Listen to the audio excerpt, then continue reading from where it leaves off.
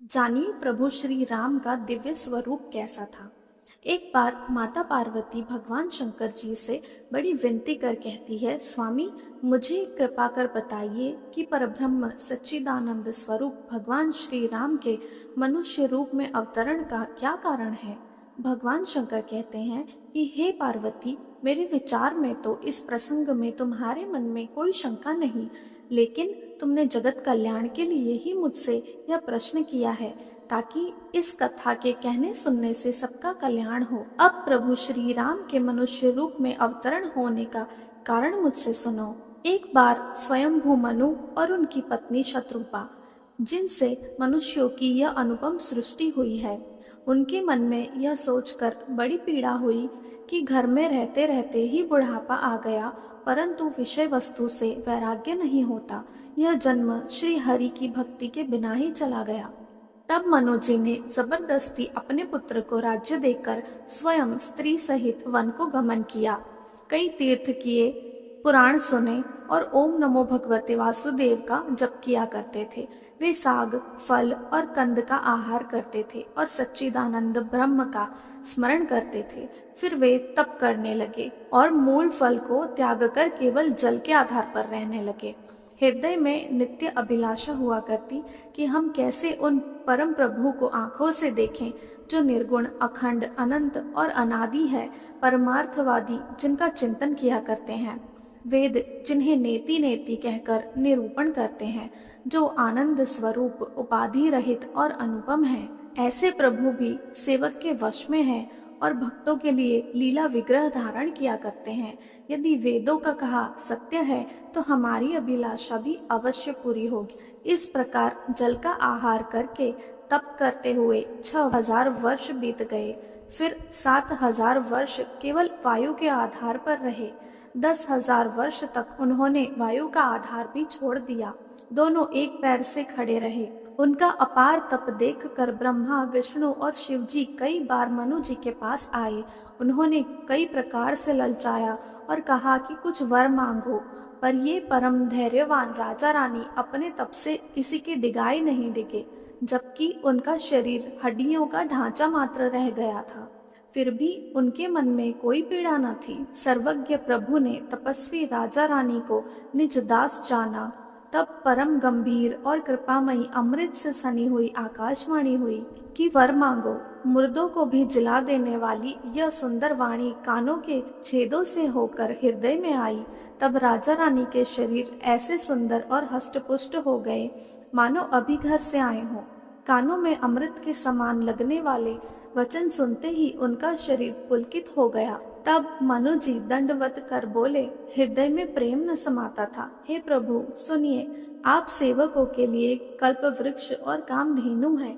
आप सेवा करने में सुलभ और सब सुखों के देने वाले हैं। आप शरणागत के रक्षक और जड़ चेतन के स्वामी हैं। हे अनाथों का कल्याण करने वाले, यदि हम लोगों पर आपका स्नेह है तो प्रसन्न होकर यह वर दीजिए कि आपका जो स्वरूप शिव जी के मन में बसता है और जिसकी प्राप्ति हेतु मुनि लोग यत्न करते हैं, जो काकभुषुंडी के मन रूपी सरोवर में विहार करने वाला हंस है, सगुण और निर्गुण कहकर वेद जिनकी प्रशंसा करते हैं, हे शरणागत के दुख मिटाने वाले प्रभु, ऐसी कृपा कीजिए कि हम उसी रूप को नेत्र भर कर देखें।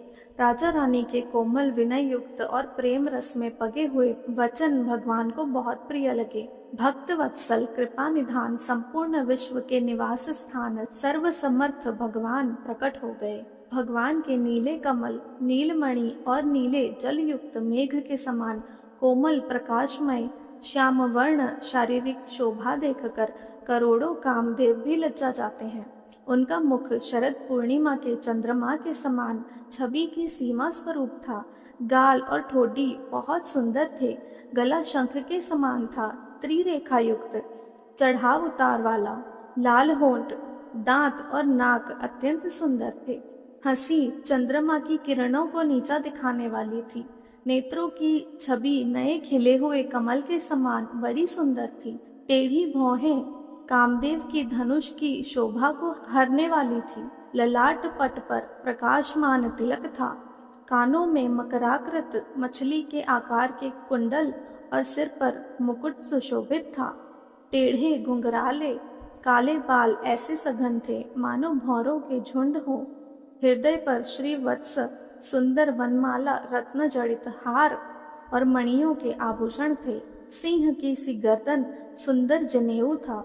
भुजाओं में जो गहने थे वे भी अत्यंत सुंदर थे। हाथी की सूंड के समान उतार चढ़ाव वाले सुंदर भुजदंड थे।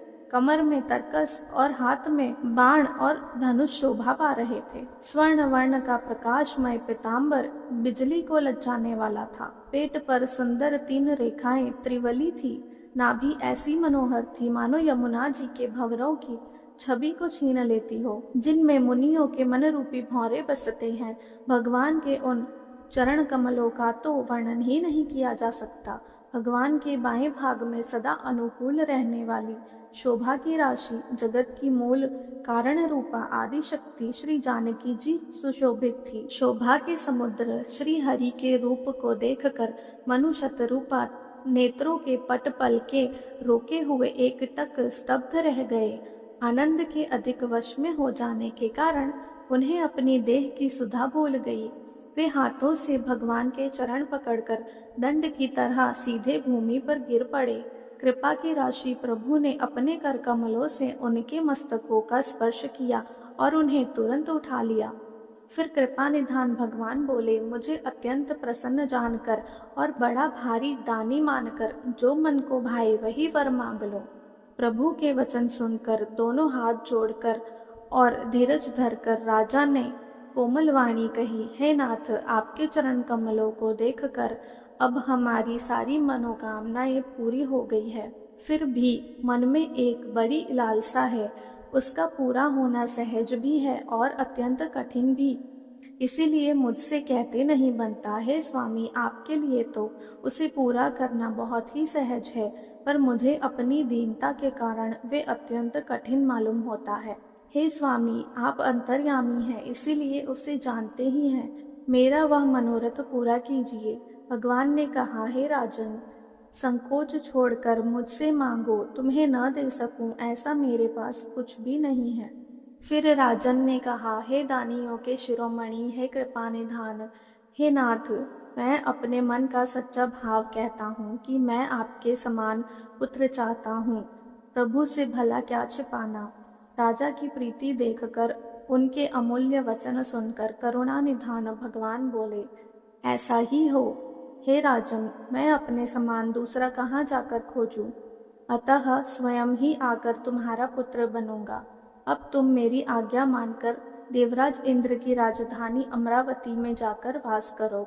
हे तात, वहाँ स्वर्ग के बहुत भोग कर कुछ काल बीत जाने पर तुम अवध के राजा होंगे, तब मैं तुम्हारा पुत्र होऊंगा। मैं अपने अंशों सहित देह धारण करके भक्तों को सुख देने वाला चरित्र करूंगा। मेरी शक्ति स्वरूप भूता माया भी अवतार लेंगी। इस प्रकार मैं तुम्हारी अभिलाषा पूरी करूंगा। मेरा प्रण सत्य है, सत्य है, सत्य है। कृपा निधान भगवान ऐसा कहकर अंतर्ध्यान हो गए। जय श्री राम दोस्तों, वीडियो अच्छी लगी है तो लाइक और चैनल को सब्सक्राइब करना ना भूले। Thank you for watching.